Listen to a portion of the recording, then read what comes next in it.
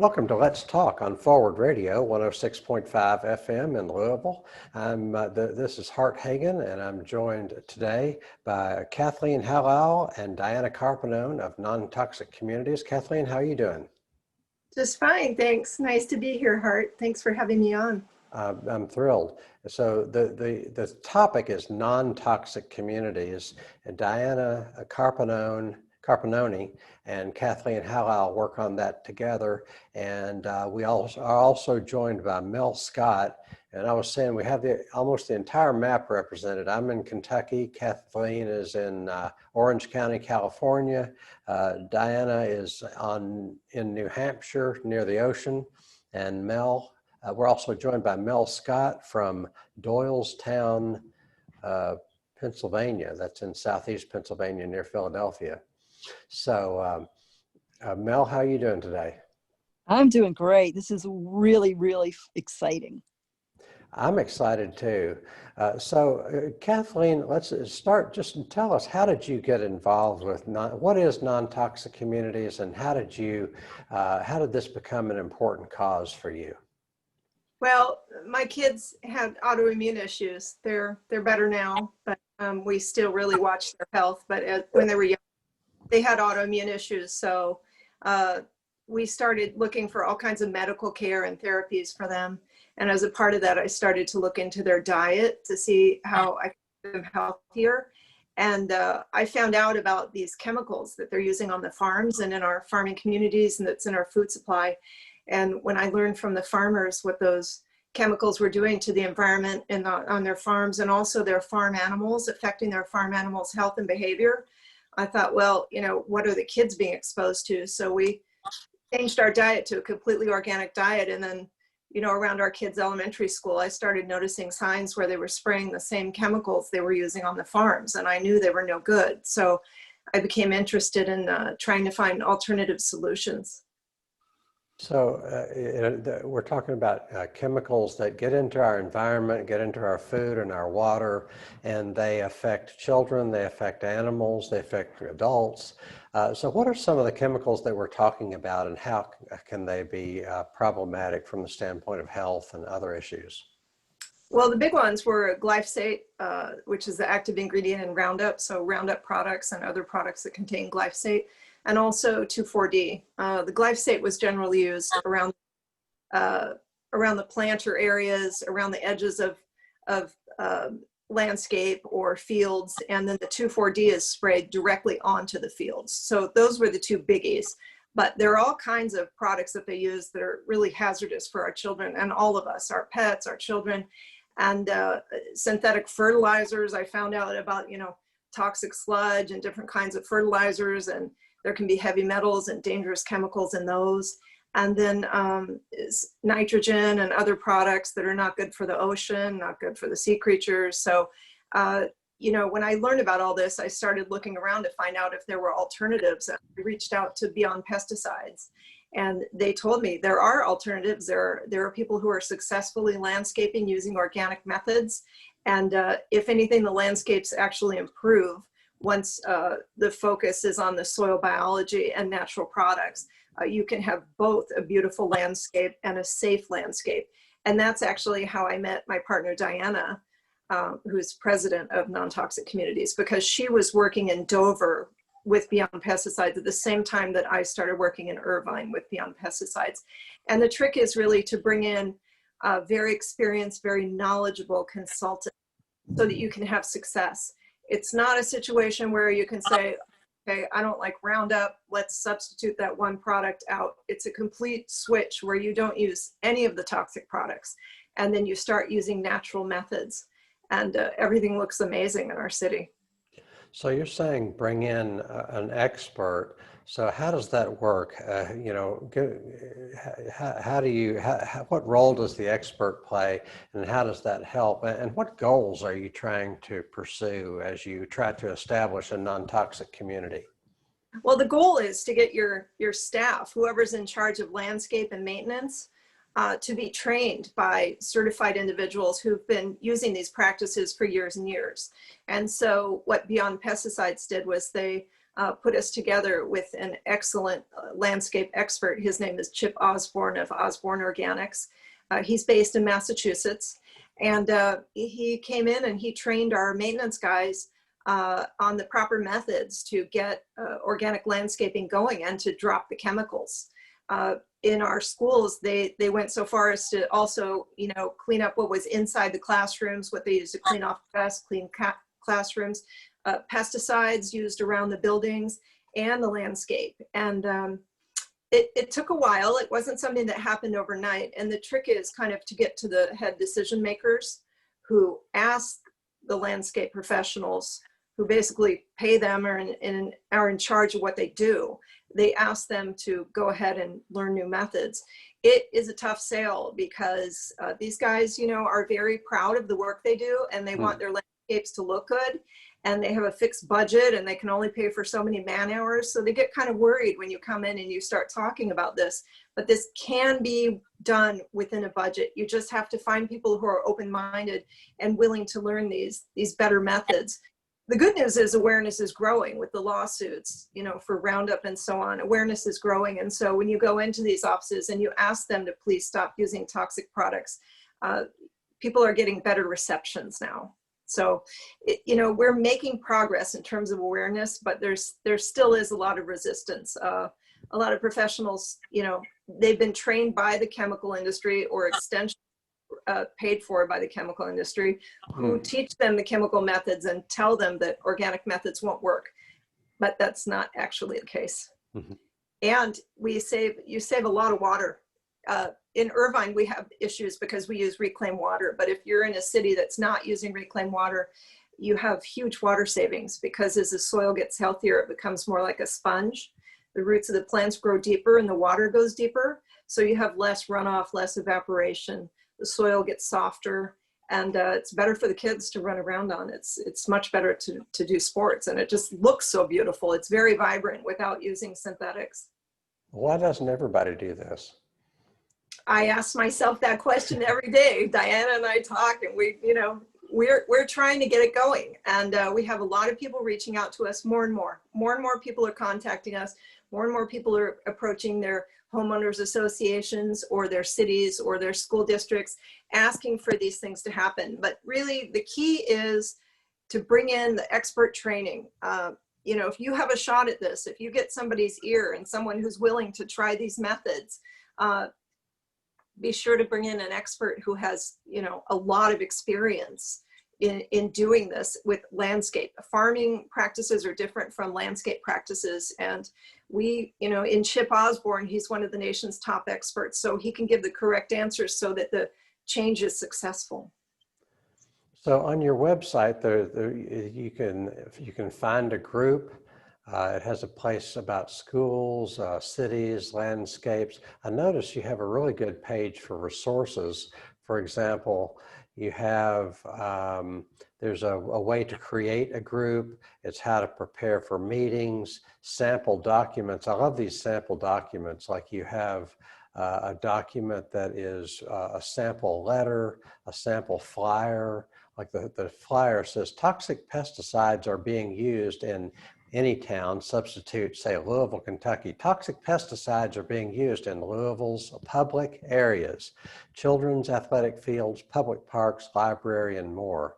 And you have just an excellent, ready-to-use letter for people to use. So I want people to know that there's a, but talk to us. What else would you like to talk about? I mean, we could talk about, what's the big problem, how you solve these problems, who helps you solve the problems, how have people been responding? Like, when you go to a school and you want to make changes, how do people typically respond?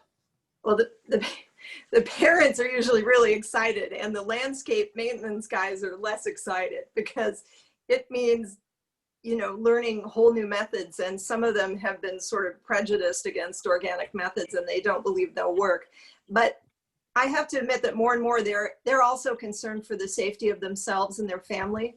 They're now thinking about what they're exposed to every day when they go to work. They're thinking about what they're bringing home on their clothes, that their family's getting exposed to, that goes in the washing machine or wherever. So things are becoming more receptive, but parents generally are the ones who jump on this. It's not always parents. Sometimes it's grandparents. We get all kinds of people reaching out to us. Pet owners are very concerned. You know, we've had veterinarians talk to us. The vets here in Irvine were very receptive when I talked to them about going to the city of Irvine and would you please write a letter? And they said, oh my gosh, we've been trying for years. There's so much lymphoma in dogs. We feel so badly. We've been begging them to stop using these products around the parks. And I mean, now that we've done it in Irvine, I think it's been 5 years. It's completely successful. We're never going back. But we had a maintenance guy. His name's Dennis Quixote, and he bought in. Like, he was willing to do the work to figure it out, to change our system, to put fertigation systems in, for example, on the sprinkler systems on the baseball fields and on the school fields, or the park fields rather. He does the parks and baseball fields. Schools are handled in our city by our district, and that's a different maintenance department. But we've had a lot of success. Parents are thrilled, and you know, these maintenance guides have really come around. That's what's interesting. I asked a lot of the workers around the city after we did this. I said, "Is it very difficult for you now? Are you disappointed? Are you happy?" And they all say we're very happy. They all say we're happy. Like you know, the person that I've found that's kind of the hardest to convince is the guy that's in charge of the budget. Really, they're the most worried. They're the most worried because they're thinking, I only have so many man hours. Will organic methods take more man hours? And will it be more expensive? And there is some additional outlay at the outset, but then in general, costs go down, largely because of water savings. But the healthier the soil becomes, the less maintenance you have to do. The ironic part of using synthetics is the more synthetics you use, the more weeds it creates, because it messes up the balance of the biology in the soil, and it creates hard packed dirt. You can't get the water to the roots. It causes more weeds to grow. It just messes up the biology and the balance that you get with organics. And when you have an organic system going, the fields look better, and in the end they require less work. But the first year or two is an adjustment. Yeah. So. Yeah, so I've learned a little bit about soil health myself. I know just enough to be dangerous, but what you're saying is that these chemical fertilizers, chemical pesticides, they tend to kill what's in the soil. They tend to make the soil poorer so that the plants that you want don't grow as well. And so it might be a little process to get back to, but when you say, what you're saying is when you stop using the chemical pesticides and fertilizers, then the health comes back to the soil, and you use less water, you get better results with less water and that kind of thing. That's right. It's kind of like the parallel I always think of is in our own health, in our gut flora. Everybody needs to take probiotics now. Why? Because the bacteria it's not in the fields, it's not around us. So we have to supplement to keep that balance in our gut to stay healthy. And it's the same with plants. It's the soil biology has to have a really good balance. But if it does, and everything's working the way it's supposed to, everything needs less inputs and less maintenance. You're actually creating more problems when you use the synthetics, and you cause the soil to get very hard. There are other things you can think about too, like making sure to plant native plants that are native to your region. They'll be happier in that environment. And those are all things that a consultant could come in and tell you about. Like, this is a great plant to have, or if you have this kind of landscape, it's going to be more difficult to maintain. So it's about approaching it from a natural biological perspective instead of a chemical perspective. Right. So one thing that I've learned a little bit lately about from Vandana Shiva, also from Joel Salatin, who are farmers, but we need more of we need a biologically diverse environment, and that affects the nutrition in our food. If our food is grown on a farm that's biologically diverse, then it tends to have more nutrients in it, and help me out here. So you're saying that, there can't be anything good to come from it when we just sterilize our entire environment. I mean, we don't have insects anymore because of all the pesticides and everything. And, how can that be a good thing? Plus, we need, for our allergic system to function properly, we need a certain amount of exposure to allergens. You know, That's right. am I on the right track about that? Yeah, it's right. It's right. I mean, the bugs are disappearing, the butterflies, the bees, and birds are disappearing, and frogs are having all kinds of problems in nature. And those are the canaries in the coal mine. And it's important not to ignore that. We count on these beings. We count on the balance in nature to survive. So there are parallels between, what's going on in the farming community and what's going on in our parks and in our own yards. We need to take care of all of it, and we need exposure to that biology. All of us do. The soil needs the healthy, bacteria and fungi and so on. We need that. Our animals need that. Everybody needs that. And we're just really hurting ourselves. And there are even scientists who are linking, what's going on in our environment to an increase in, viruses and problems like COVID. Illnesses are coming out of farms now that are really accepting us. I mean, that are really harming us, like MERS and SARS and so on. They're saying that, the more we abuse the environment, the more we will suffer with our own health. And for me, my focus was always on children. I always saw kids and pregnant mothers and their dogs in parks and on school grounds.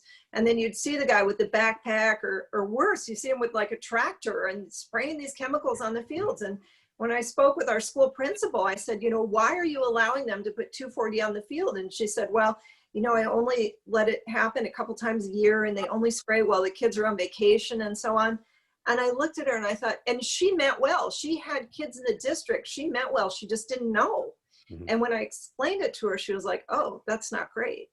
So, after you educate people, then they're happy when you come along and you propose a solution. But it's really hard to ask for change if you don't have a solution lined up, if you don't have a team.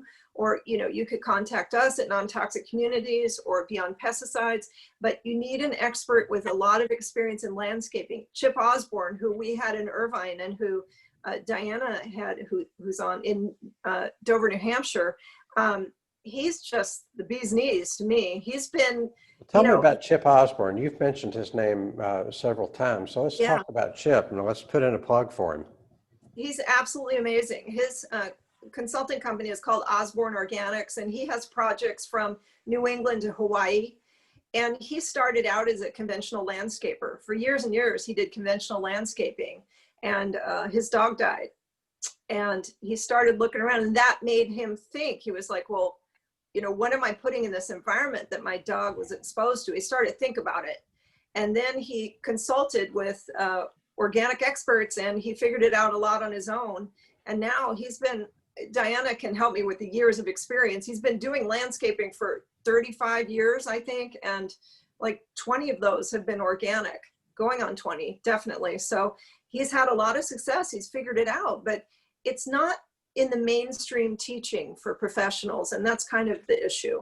Right, And a lot of professionals typically get a lot of their education from the very people that sell them the products. So you have this big corporation that developed the product. All the formulations are proprietary, they're secret.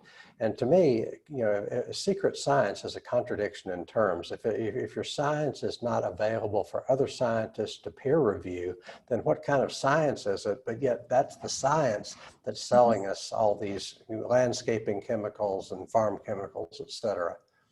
or worse, if it's paid for. Uh-huh. To be put into publications, which came out, if you look at the Monsanto papers and the Roundup lawsuit, there's a lot of interesting information in there about how they bought scientists. They would pay scientists, they would put together the study, Monsanto would put together the study themselves, and the scientists would kind of maybe edit it, maybe not, sign their name and publish it, and there you go. And then they would point to that science as a way of proving their product is safe, but it was all fraudulent and they knew it. And that's why the juries have been so upset in the lawsuits. So, but, what I'm thinking about is just families, just our community. Why don't we think about what we're doing, what we're picking up? If you've been to Home Depot or Lowe's lately, if you go to the herbicide section, it's almost all glyphosate-based products. And really, they need to stop carrying those, and there need to be more alternatives on the market. And I know more are coming, and I hope that they come soon, because people need to stop using these products. Just because they don't affect us instantly people have been falsely convinced that they don't cause us harm, but they do. It's about the chronic exposure. It's not about the acute exposure. It's not about instant toxicity. It's about exposure a little bit every day in this place and that place and the other place. And that adds up. And for some people, it affects them sooner. For some people, it affects them later. But it is affecting all of us. It is affecting our DNA. It is affecting the DNA that we pass down to our children and 4 generations down. And none of it's good. We just need to be smarter about how we're landscaping. This is an aesthetic concern that we need to address in a more responsible way. And the technology is out there. We just need to spread the word. So we very much appreciate you having us on. And please talk to Diana as well about the Diana's information. being quiet as a church mouse. I know she is, but she has done so much work on that website, and our handouts are amazing, and the background information is amazing, and she connects people all the time, and she's just great. I'm so happy we met, even though I'm in Irvine and she's in Dover. I'm so grateful to be on Pesticides for putting us together, because we've both been successful in our cities. It's taken a long time. Talk about some of the successes that you've had, different places that have bought in, and so. Well, Diana and I were talking about this just before I came on, so I'll pull up my list, but there are quite a few. Right now we're working with the city of Los Angeles. We're pretty excited about that. They've agreed.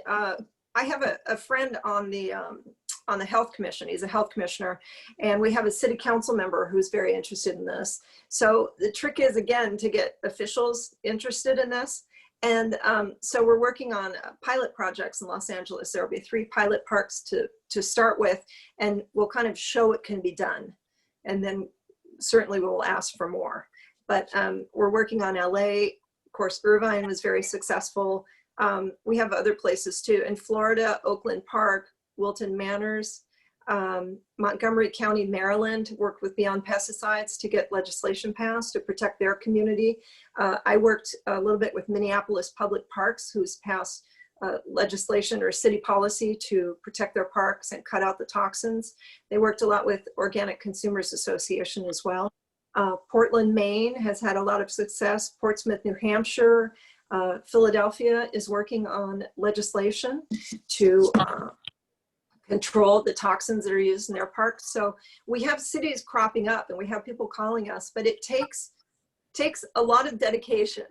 I think that it's a little bit easier now, but it still takes a lot of dedication. If you want to be a leader in your community, find a group, even if it's a small group, find some support where each of you can bring your skills to the table, approach your officials and bring them the solution. Where do people find support? Do you find support among people that are enthusiastic about native plants, like native plant societies and things like that?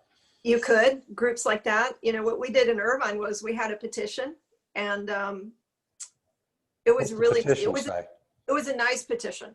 It was a friendly petition, but it just said, we as citizens of this city support organic landscaping. We support, dropping toxins and going to organic methods.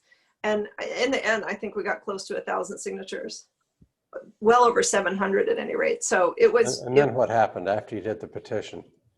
Well, the order of it was, I was very active in my PTA. I had been for years, and I was on the board of the PTA. So for the whole city, I started out just at my school, and then I was on the city level PTA for all the schools. And there I was the chair of health and safety. So over my 2-year tenure, I brought in pediatricians, farmers. I brought in letters from scientists, different experts, saying that these products are really dangerous for our kids. And so by the end of my tenure, I went to the PTA presidents and the president of our board, and I said, let's ask the school district to adopt organic methods. So we did. So first, I approached the school, and then afterward, some more people joined me, and then we approached the city. But since the schools were already going to go this way, the city agreed to go that way too. And we, again, our city manager or our city superintendent of landscape agreed as well. He was willing to learn and willing to do it. And God bless him. It sounds like you run into a lot of people who are very receptive and enthusiastic, and they just want to learn. Well, over the years. I mean, it took me 2 years to get the PTA to go to the school district. And then after that, we went to the city, and that took, I'm not sure how long that took. That might have only been 6 months because we'd already done so much work, with the schools and so on. People were kind of aware. So we sent the petition in, and then we met with our city council members. We met with the mayor at that time, who's now a state assembly member. And we just talked to them we brought them the science, and we said, this is dangerous and there are viable alternatives and we should try it. And our city of Irvine is kind of progressive in terms of technology and trying new ways and kind of being a model city that other cities might follow. There's kind of that attitude in Irvine. They call it a mini Silicon Valley, and we have very strong education for our kids. Our public schools are excellent, and parents are very involved. We have a lot of immigrants in our city, but parents are very involved in children's lives. So it kind of bloomed that way. There was a lot of support that way. And I know it can be discouraging when you approach, your city landscape manager or whoever it is. It can be discouraging, but don't give up. Keep going, keep bringing science, meet with them and tell them. I really think there's more awareness now. So if you can get organized and also bring them the solution, I think you'll find more willingness. So the solution is with, what's Chip's last name? Osborne, Chip Osborne. Osborne. Yeah, he's fantastic. He's He's not the expert. I mean, there are experts out there, but Diana and I are particularly grateful to him, and we love him. So, right. And he's certified by NOFA, New England Organic Farmers Association. Ironically, Farmers Association, but it's a group of I think they're mostly landscapers. Diana can correct me, but we just got our certification. Diana and I and our board went through the training program so that we can understand what the process is for maintaining landscape in an organic manner. And it's surprising how many experts are out there who really know what they're doing. So, you might start with a landscape that's just grass and a few trees and a few bushes. So you reduce some of the toxic chemicals, and then do you add like native plants and things like that? Do you end up with a more lush landscape that has more life in it? Well, ideally you would. In Irvine, we haven't really changed a lot of the plants. We have just adapted our programs to be organic on the plants that were there. If we were doing it from scratch, we probably would have changed some of the plantings and put in native plants. But now they've figured out how to do it. They use safer products on weeds and grass areas and the planters, and on hillsides. We bring in goats. We use goats because in California, there's a lot of danger for brush fires, as everyone knows. So we bring in goats to clear the brush, and there are just different solutions you can use for different problems. You just have to rethink it, Right. We also have Mel Scott from Doylestown, Pennsylvania. Mel, do you want to tell us, how you got involved in this? Sure. So I was really resonating with what Kathleen was saying about canary in the coal mine, and also with Chris Osborne talking about getting motivated because of his dog dying. So what happened with me is I am blind, and I have had breast cancer, so I had a little bit of a wake up there.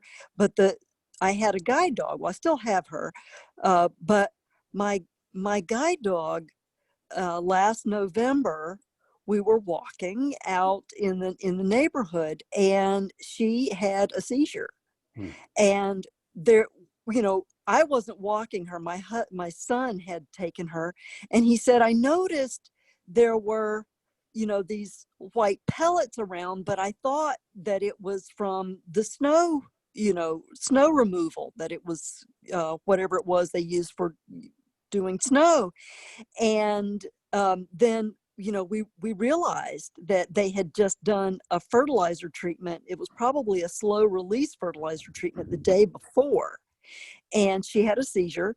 So as a result, I had to retire her as a guide dog. So then in last May, I was walking the property with her, and we walked the whole property because I wanted to just kind of get myself familiarized with where I live even more. And she became extremely ill that night.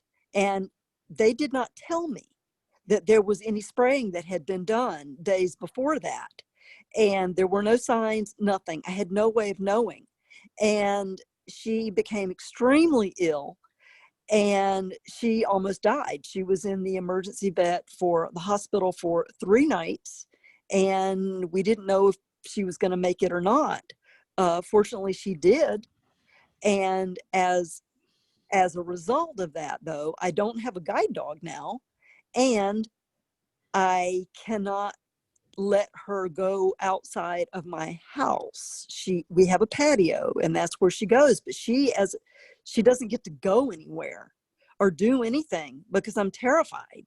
So for me, that was the canary that just really got me going. And I've always been passionate about not using chemicals and that kind of thing. I was always the dandelion lady in my neighborhood. Everybody else's yards were all perfect and we had dandelions, and I was ostracized because of that. But so that is my passion, and I feel like it is truly my offering. I just have to do something about this, and I'm ready.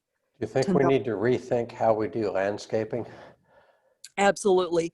And I have, I've got the landscaper, I've got everything. It's just a matter of educating the residents in this community and in the township.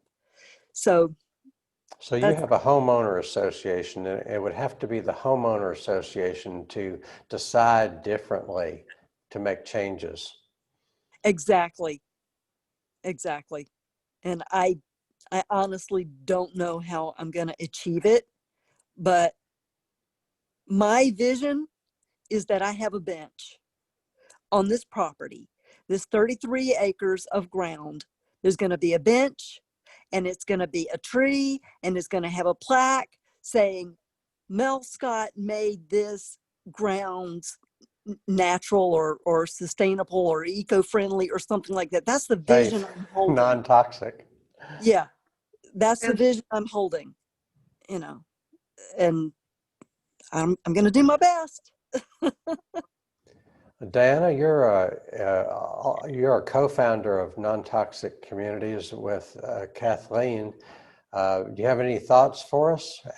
Why is this even a problem, and what do we do about it? And why do you choose to spend so much time on it? Well, those are a lot of questions.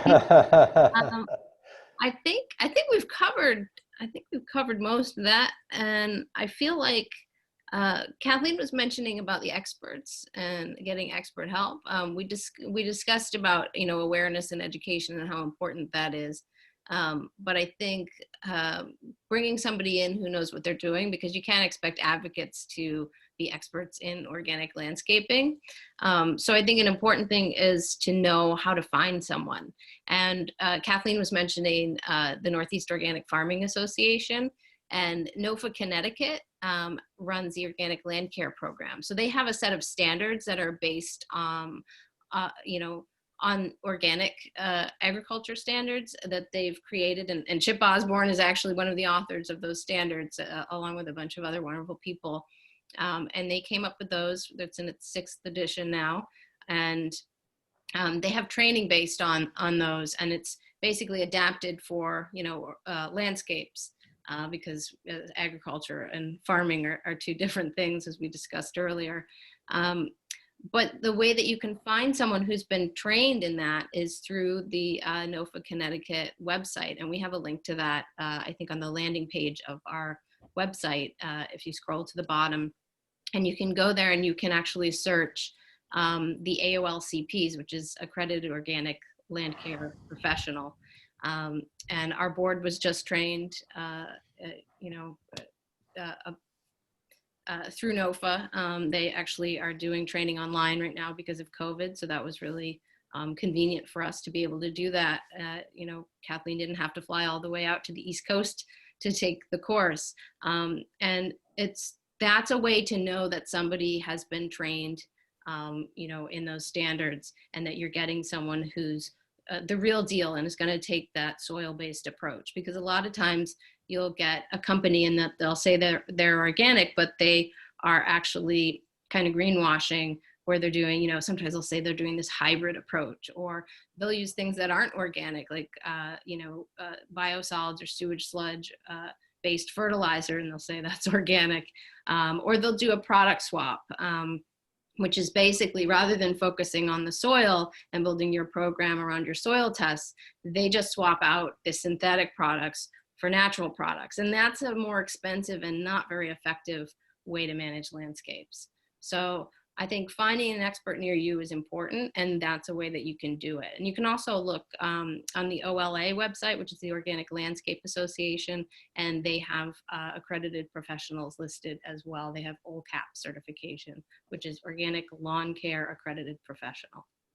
Great. One of your flyers says, of the 30 most commonly used lawn and landscape pesticides identified by the EPA, nearly all have potential for serious impacts on human health, with special risk to infants and children, the elderly, and people with compromised immune systems. The popular herbicide Roundup is designated as a probable carcinogen. And one thing that your literature says is that these different chemicals can have like a multiplier effect on one another. Yes. You want to answer that, Diana? Sure. Yeah, we're not exposed to things in isolation, and the chemical lawn programs don't apply things necessarily one thing at a time.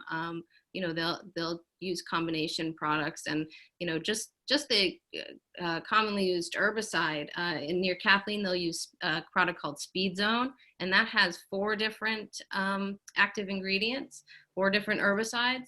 So there's the active ingredients, and those are all tested singly. Yeah, tested separately, so you don't know the effect of having them combined. We don't know the effects. Right, and then they're in a formulated product where they have inert, you know, and I'm using finger air quotes here. Yeah, air quotes, supposedly inert, yeah. Or other ingredients, and you'll see that on the label, and it'll say, you know, the percentage, and that's usually comprises most of the product. But those chemicals, what the makeup of that, are kept as trade secrets, and so we don't really even know. Yeah, it's proprietary. Exactly. Proprietary means secret, so we're keeping secrets from each other, supposedly to keep a competitive edge, but the public has to bear the brunt of all these secrets. Well, Right. actually, it's a secret. Those extra ingredients are also a secret from the EPA. When the companies go for approval, they only get approval of the active ingredient. Well, the EPA sees what else is in the product, but the EPA does not examine the interaction of all those ingredients together. In other words, the EPA doesn't test the entire formulation. Yeah, so usually what's sitting on the shelf at the store, or what the lawn company comes to apply, you know, hasn't really even seen any type of extensive testing. And when independent tests have been done, they've shown that the whole formulated products are much more toxic than the active ingredients by themselves. So not only are we being exposed in combination with all these active ingredients, but it's these, you know, cocktails, these formulations of the cocktails of chemicals. And then it's multiple cocktails that we're being exposed to at the same time. Right, but the worst part is that even the one ingredient that the EPA looks at for submission, when a company wants to get approval of a product, all the science on that one ingredient is provided by the company. Right. EPA never does their own testing. This all, you know, a lot of people became aware of this in the Roundup trials, because glyphosate, it turns out, was the submission for the safety of that one ingredient glyphosate was submitted by Monsanto, and they even had their own scientists who were raising questions about it. Mm-hmm. And they went ahead and brought it to market in the whole formulation. And so when people are out there landscaping, they're using Roundup, and they're using 2,4-D, and they're mixing whatever else with those products. They wouldn't mix 2,4-D and Roundup, because Roundup is non-selective. It kills everything it touches. But they do mix other things with the Speed Zone ingredients, and they are mixing things with the glyphosate-based products too. It's really a problem. It's like a chemical arms race, some people say out there. It's just they're using more and more. Yeah. Right. So it says your flyer says children exposed to pesticides either in utero or during other critical periods of development may have lower IQs, birth defects, and developmental delays, and face higher risk of autism, ADHD, and cancer. Pets are also especially vulnerable to pesticide exposure. A commonly used lawn chemical, 2,4-D, has been linked to at least two types of canine cancers. So 2,4-D is the broadleaf herbicide. If you want to have a perfect lawn that doesn't have any broadleaf weeds in it, you spray the 2,4-D and it gets rid of the broadleaf leaves. But at a price, there's a price that we pay for having to have that perfect lawn that's all grass and nothing else. Right. Well, we can still have aesthetically pleasing lawns without using the chemicals. There are, cultural practices that we can use to, have the grass outcompete the weeds. You change the soil conditions, you mow high, you overseed, you make sure you don't have bare spots or poor soil, and you change those conditions so that the weeds are not favored. Like with dandelions, that's a broadleaf weed.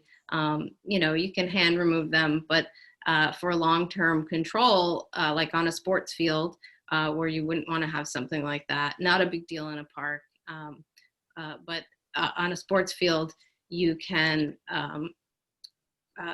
you want to adjust the soil calcium to magnesium ratio, because a lot of dandelions means you have a lack of calcium. So if you balance that, you're not going to have as much dandelions growing in your field. So it's things like that, rather than thinking about what type of chemical do we use instead, what sort of natural herbicide. You wouldn't do something like that. If you want to solve the problem, you have to use these, change the soil and make things healthier, and your grass is going to naturally outcompete that. Right. So you can bring in clover. If you bring in clover, that raises the nitrogen.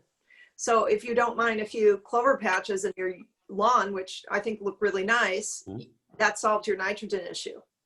Plus bees can eat the blooms on the clover. Well, yes, they can, but that was actually a thing when we brought these measures forward in our city. They said to us, oh, there'll be more weeds and the kids will trip and they'll hurt their ankles. And then there'll be a bunch of bees out there because of clover, and they'll get bee stings, and we have kids who are allergic. My own son's allergic, and he's never had a bee sting on any field in our city. It's just not an issue. And we have fewer weeds. So if anything, there are fewer ankle accidents now. So yeah. Fields are safer because they're less compacted now. Yeah. That's where you get the injuries, is from the heavy compaction. And to solve that, more aeration and focus on soil health. It says here, pesticides do not stay where they are put. They can be transported over long distances through wind and rain. Scientific studies show that 2,4-D applied to lawns drifts and is tracked indoors, where it settles in dust, contaminates air and surfaces, and can persist for up to a year in carpets. Yeah. How about that? I know. So it's everywhere. I mean, these are all reasons, these are all obvious reasons not to use these products. Right. You don't need to. You can have a fabulous looking field. You should see our fields in Irvine. I can send you pictures. They are lush and gorgeous. Everything's improved. Everything looks better. And you attribute much of that to soil health. Absolutely. Without a doubt. That should be the main focus of an organic program. That's one of the first things you do is test the soil. So it says here, pesticides are toxic to pollinators. Many beneficial insects are under threat. Monarch populations are in decline. The rusty-patched bumblebee is listed as endangered, and U.S. beekeepers are seeing unsustainable losses each year. So we're losing pollinators because of pesticides. Plus, Roundup is an herbicide, And herbicides kill weeds. Another name for weeds is native plants. I mean, some weeds are not native, but many weeds are. So we need a variety of pollinator. We need a variety of native plants to help keep our pollinators in existence. Our pollinators we need to have a rich, diverse collection of pollinators, not just for food production, but also for oxygen. All plants, most plants give us our oxygen, and plants need pollinators to live. That's right. Just saying. You need more variety everywhere. When you have monocultures, it's very, very unhealthy for the environment. So it's okay to have lawns, but there are some grasses to plant that are better than others, depending on where you live. And as long as the soil's healthy, it will thrive. But it's better to mix in all kinds of different plants, say around the edges, more variety. It's better for nature. And it's really our responsibility to do something about this. I mean, no pollinators, no food. It's not a small thing. And our kids are unhealthy. 54% of US school children have a chronic health condition today. I personally think it's higher. Plus, we've lost all we have this insect Armageddon. We're in the 6th mass extinction, where we've lost, in the last 50 years ago, it's when the mass extinction started. And part of that is insects. We've lost all these insects. There aren't any more bugs on your windshield anymore, which means you don't have to use as much Windex, but it also means, well, what are we doing to our bug populations? We need living things to survive. And nothing bigger than a squirrel survives a mass extinction. So we need to respect the other living things around us as a matter of enlightened self-interest. Right. That's right. I mean, the whole thing with using the chemicals is that you're killing off something that you decide you don't want, but you're killing off a lot of beneficial organisms as well. So you're really harming the whole environment just to make something look the way you think it should look. Yeah, and if we want to restore habitat, it's going to be self-defeating to put a pollinator garden in a park where they're spraying pesticides or they're using, neonicotinoids, which are systemic pesticides. Talk about neonicotinoids. Those are commonly used as grub control. Imidacloprid is merit grub control is usually used. That was one of the things I noticed being used here in my city, and they get into the whole plant and are expressed in every part of the plant, even like the small droplets that come off the ends of the leaves, and insects drink that. They can be at concentrations that will outright kill an insect. They're in the pollen, the nectar. So if their food is poisoned, we can't expect them to be healthy. So if we want to restore the habitat, it's not just about removing, adding the habitat, but you have to remove the pesticides and add that habitat back, but you have to make sure that it's not poisoned if you want to put in a pollinator garden. So you have to do both. So the neonicotinoid is something that are the seeds soaked in it, and then it gets into the plant systems, and then there's a plant that'll kill any insect that it comes in contact with. Is that how it works? So some seeds are coated. That's usually in agriculture. I think many, if not most, commodity crops have seed coatings on them. With, I think, landscape plantings, it's the plants themselves, they do like a soil drench in greenhouses, although that's being phased out a lot of the big box stores because of, again, consumer awareness and demand. People don't want to put out poisoned plants for pollinators.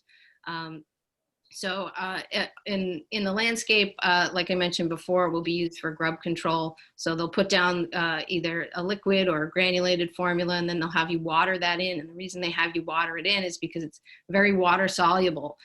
So it soaks down into the ground, but it's also going to move, outside of the turf areas, and it's going to go into the trees and all of the ornamental plantings that you have around that area. And that's one of the ways it harms pollinators. And it also gets into our waterways as well and harms aquatic insects and aquatic life. So you're talking about a neonicotinoid that's sprayed. It's like, I'm thinking of a neonicotinoid as being like coated, the seed is coated with it and then it becomes part of the plant. But are you saying that it's like just sprayed for grub control or things like that? It can be. I've only seen it used in a granular application. So the little round pellet forms, and they, spread that on there and then have someone water it in. But it can be used as an injection for trees. It can be used as a drench for plants, seed coatings, a variety of ways. It's a large class of insecticides, and they're broad spectrum, so they kill everything. They're not targeted to just one insect. So that means they harm bees, they harm, butterflies and other beneficial insects that you don't want to harm. Right. I mean, the crazy thing is that when you use these chemical products, you think you're doing something to make your life easier, but in the end, you're creating all these other problems. Right. For which they usually present a chemical. So you could buy this and buy the next one and buy the next one and start again and apply. But you can also get by without any of that, which is a really nice thing to know. It's like magic, but nobody knows about this. Nobody knows about this science, the soil biology. Everyone's forgotten about the soil biology and the balance of insects and how it all works together. They will actually help you maintain your yard if you have the proper guidance and you use nature. It will help you to maintain everything to look beautiful. Right. That's why it's important to set pest thresholds and monitor for pests rather than just pull out a spray bottle. Just because you see something doesn't mean it's causing a problem. Like grubs in your lawn, you would want to scout for them at the right time during the year in their life cycle, and then you set your threshold, and if they're below that, because you don't need zero grubs. You could get zero grubs with synthetics, but you don't need that. You need them to be below the threshold, and then you don't need to use any type of treatment. And if they are above that, you would spot treat with a natural product, like a biological product like BT, or which is a naturally occurring soil organism, or something like cedar oil. But you wouldn't broadcast that all over your whole lawn. It's just not necessary, and you end up saving money with that too. We proved that in my city over the last year. It's just not necessary with the conventional programs to do these blanket applications every year. It's very expensive to do that too. So you can save money, do it better, Right. protect your family and pets from diseases. Let's talk about water. It says pesticide runoff is harmful to aquatic organisms and ecosystems. Synthetic fertilizers can cause algae blooms that deplete oxygen and devastate the local environment. Some forms of algae can be highly toxic, posing additional threats. So most of this pesticide it ends up running into the water supply. The Gulf of Mexico is so polluted from actually a lot of farms, but a lot of golf courses too. If you think of Sarasota, Florida, they've got that red tide. It's been disastrous for them. And that's runoff from, glyphosate in the sugarcane and products from their golf courses. And they have terrible red tide in Florida. It's really, really a dangerous and bad thing. It's toxic for everyone. It's toxic for people too. What else do you want to talk about? We have about a few minutes left, like 5 minutes left. What else would you like to tell us? I do want to mention that the experts that we've spoken with in New England, like Chip, he's based in Massachusetts, but he applies his principles everywhere he goes. He works in Utah, he works in Hawaii, he did an amazing job in California. Soil is soil. And when we started in California talking to officials about this, they would say, well, who is this Chip Osborne? Sure, organic methods might work in Massachusetts, but they probably wouldn't work here in California, and they were thinking, well, I don't know what they were thinking. They were just thinking it's a different kind of, terrain and climate and so on. But in the end, everything kicked in much faster here. The soil biology got going quicker because our soil doesn't freeze in California. So, we're pretty much sunny 365 a year, and we have kind of a more dormant period in, say, December, January, February. But our soil biology never, I guess, completely shuts down. And so actually the beautiful organic system kicked in more quickly because of our climate. So it works everywhere. You make this sound like it's magic. It is. When you see it, it feels that way. It's like, oh my gosh, and our mayor, when we passed a resolution for our city, she wanted to pass a resolution because she wanted to be sure if one day she wasn't in the city anymore, that the tradition would keep going, that they would keep using organics. So she made it city policy. And when she did, she said, why did it take a group of citizens to come forward and ask us to do this? We should already have been doing it. Like, it's so obvious, but people feel they need the chemicals. I can't explain that myself. After having spent so many years doing this and met all the great people I've met, like Diana and Chip and so on, and seen what happens and how relatively easy it is to switch over, I'm kind of blown away that not everyone's already doing it. It's just so obvious. It's just people have these fixed ideas that they need the chemicals and they don't. So let's say somebody is sold. I believe everything you're saying. How do I get started? Diana, you want to talk to him about that? Oh, well, visit our website. We'll help you. We'll support you. Mel, don't give up. You can call me anytime and we'll help you out. You know, we want to see you succeed. We want to see you get your bench. You deserve Yeah. it. And you know, it's such a beautiful thing that you said.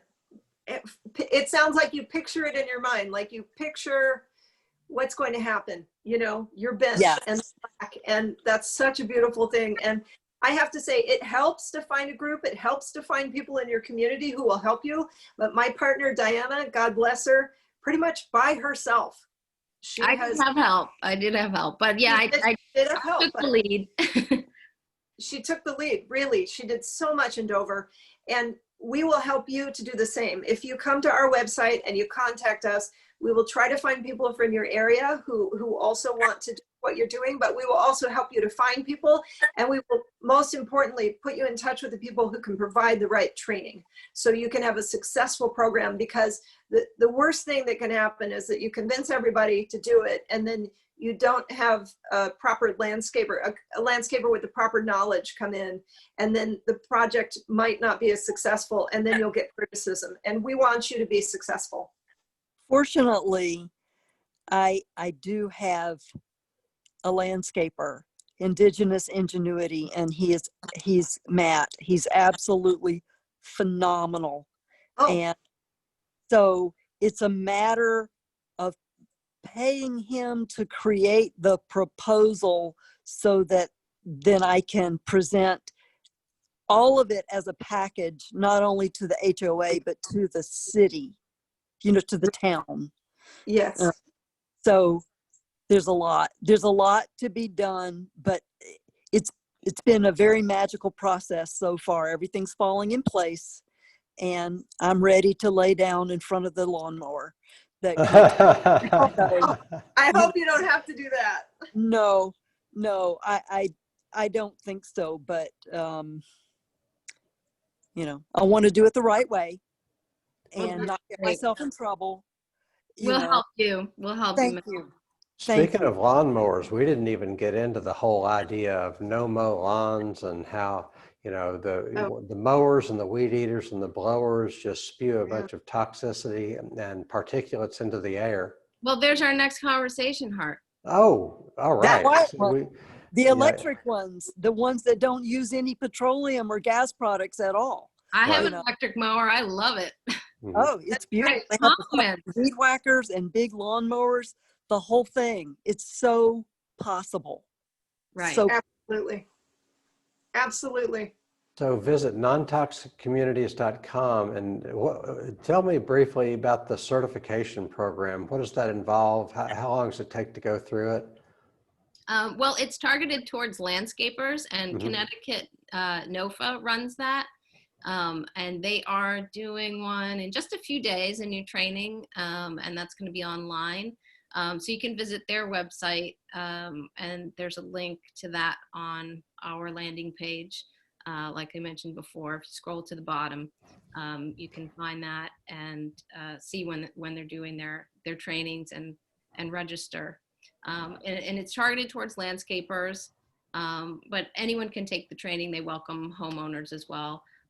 It's pretty in-depth. It's about a month long. The online training is a month long, so it's 2 nights a week, and then they also have office hours once a week where you can ask questions of your instructors, which is really great. I enjoyed the office hours a lot. Everybody did.